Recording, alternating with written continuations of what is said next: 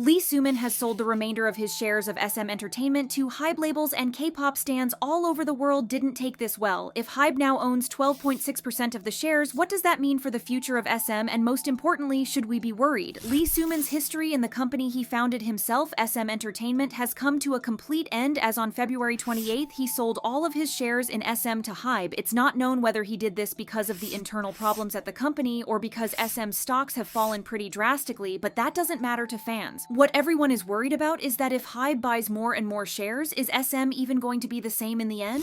One of the biggest concerns that K-pop fans have is the possibility of HYBE gaining a monopoly in the industry by acquiring smaller companies and even attempting takeovers of the big three agencies. As you may know, a monopoly happens when one company or group controls a whole market or industry, which means that there won't be much competition and the dominant company can set prices and make decisions without any trouble. In some rare cases, monopolies can benefit consumers by making goods or services more efficiently, as the said company may have more resources, allowing them to cut costs or invest more in creating new products. However, in most cases, monopolies harm consumers and competitors because, as we mentioned, when a company has a monopoly over something, they can charge whatever they want because consumers have no other options. This often leads to high prices and a lack of innovation. With the way HYBE has been moving ever since the company went through a rebrand, a lot of people have been worried that they're trying to monopolize the market. The speed at which they're buying, investing, and merging with other companies is concerning, and if they were from a Western country, they might have been looked into for monopolizing by now. But let's look at the facts to paint you a better picture. They acquired Source Music in 2019, Pledis Entertainment in 2020, and KOZ Entertainment in 2020, and have made some questionable decisions, starting with the disbandment of G-Friend and New East respectively. Even though fans didn't particularly like the fact that HYBE was basically taking control of companies, there was no real cause for concern. That was until HYBE and SM Entertainment founder Lee Soo Man finalized an agreement in February of last year, allowing HYBE to acquire a 14.8% stake, establishing them as the principal shareholder in the company. This arrangement followed Kakao's attempt to secure a 9.05% share stake through the acquisition of newly issued shares and convertible bonds, a move which was criticized by Lee Soo Man, who claimed it was done illegally. The legal intervention prevented SM Entertainment from issuing new shares or bonds to Kakao. Facing this restriction, Kakao shifted its strategy towards purchasing shares directly from existing stockholders. With HYBE offering the SM stockholders 120,000 won per share, Kakao presented a more attractive offer of 150,000 won per share. Just a few days later, HYBE and Kakao ended up resolving their dispute over the control and management rights of SM Entertainment. In the end, HYBE formally withdrew from the acquisition, citing concerns about market overheating due to intense competition with Kakao. But now that HYBE has purchased all of Lee Soo Man's shares in the company, worries about HYBE attempting to dominate the industry have grown. It also didn't help that the artists and staff members of SM Entertainment didn't like the fact that HYBE was getting involved. In a survey conducted in February of last year, 85% of SM's staff said they don't like HYBE buying shares of the company, with more than 208 employees coming together to release a statement supporting the current leaders at SM and oppose HYBE's so-called hostile takeover. Not to mention that industry insiders at the time suggested that a lot of idols might leave the company because of HYBE, and well, considering the recent news, they might have not been too far off, as in recent months many idols left the agency. Just recently, it's been reported that Taemin and ONU would most likely not renew their contracts. This news came just a few days after it was announced that HYBE had bought Lee Soo Man's remaining shares. Others also argue that if HYBE were to take control of companies and their creative directions, everything is basically going to sound the same. A few people have complained that their favorite group's music has gone downhill ever since HYBE started acquiring different companies. They believe that their music has started sounding too much like HYBE music and that everything has started being too similar: concepts, sound, and overall the creative approach. Competition is good in any industry, as everyone can have different approaches to the same genre of music or concept, but if there's one company with the same staff members who are in charge of everything, things quickly become boring. An example of this is HYBE's upcoming girl group All It. Just recently, they dropped their teasers as they're going to be making their debut soon. However, upon seeing the teasers, a lot of netizens agreed that the pictures resembled New Jeans' concept. Even though the groups are under different agencies, which are still tied to HYBE, the fact that their concepts have started to kind of blend together has made everyone curious about what will happen a few years into the future. Are the songs of all groups going to sound the same and have the same producers, despite the fact that they all used to have distinct sounds? Let's also talk about the impact that all these acquisitions will have on smaller companies that stand no chance against industry giants. There's already unfair treatment and restrictions on smaller groups in the industry, and it's probably going to get even worse if Kakao Kakao Group and HYBE keep acquiring small agencies? If a single company debuts a ton of groups every year, what chance does it give other groups and idols to get popular? The last concern that the public has about HYBE possibly acquiring SM is the decline in vocal skills of their future idols. As every K-pop fan knows, SM is the first company that comes to mind when powerhouse vocalists are mentioned. Of course, other companies have a lot of good vocalists, but it's SM that mostly focuses on the vocal skills of their idols and have produced some of the best vocalists in the industry. So, since HYBE tends to use pretty much the same staff for the companies under them, fans are afraid that the company might not pay attention to vocal skills as much. Instead of honing their artist skills, HYBE might be more interested in selling concepts and ideas rather than emphasizing good vocals, which is different from what SM typically does. However, it's essential to consider that these complaints and predictions may have reasonable explanations and that the situation might be less dramatic than it seems. First of all, it's important to remember that this is just business at the end of the day. Companies often buy stocks from each other. HYBE might simply be looking to diversify its portfolio to attract more investors. In fact, it's possible that HYBE wanted to grow the number of artists in their roster because of BTS's enlistment. Big Hit realized that the group contributed to almost all of its annual income, making them fully aware they were relying too much on one source. So it appears that HYBE decided to acquire or invest in already successful groups and companies, and meanwhile train some of their new groups, not to mention that by definition, having several companies under your umbrella doesn't constitute a monopoly. If that was the case, then most companies would be considered a monopoly. SM, for example, has plenty of divisions and labels, and they acquired their fair share of companies back in the day. A monopoly means having control over almost the entire market or industry, and since the big three companies are still active and bigger players like CJ and Kakao hold more influence than HYBE, the company cannot be really accused of this. As for the hysteria that has started once HYBE bought Lee Soo Man's shares, the company owns only 12.6% of the shares, not more than 50%, so they can't really control SM, their shareholders, and so what they can do is vote on how SM uses its profits, but the rest of the big decisions concerning SM's leadership, management, and promotions still lie with SM, so unless HYBE purchases even more shares, there's nothing to be worried about. But even if they were to completely acquire SM, we doubt that much would change. HYBE technically acts as the financial support umbrella for labels, providing what they need, but after all, every label operates on its own. For example, Adore has a totally different crew for New Jeans than Source Music does for Le Sserafim. Some producers overlap because they have a bunch of in-house producers, but in the end, almost every group has their own distinct style. Another positive aspect is that when small companies get acquired, they get a chance to have a larger budget. It's smart for HYBE to broaden the range of artists they collaborate with. This means artists get improved sets, outfits, and production. Overall, a better shot at showcasing their talents. The company also provides them with exposure, which is a benefit enjoyed by every group. Groups under HYBE, no matter how small or big they are, can link their name to the company, which will get them some attention and boost their popularity immediately. Since we already mentioned New Jeans, when the group debuted with attention without any prior promotions or teasers, the song became an instant hit. If any other group were to do this, they would get some attention for the gimmick, but they wouldn't be as popular. But because attention was posted on HYBE's official YouTube channel, people just couldn't help but take notice of them. This just proves that if HYBE continues to acquire smaller companies, their groups, whether the fans like it or not, are going to be mentioned alongside a gigantic company, which might raise their chances of success. It doesn't guarantee it, but it still works.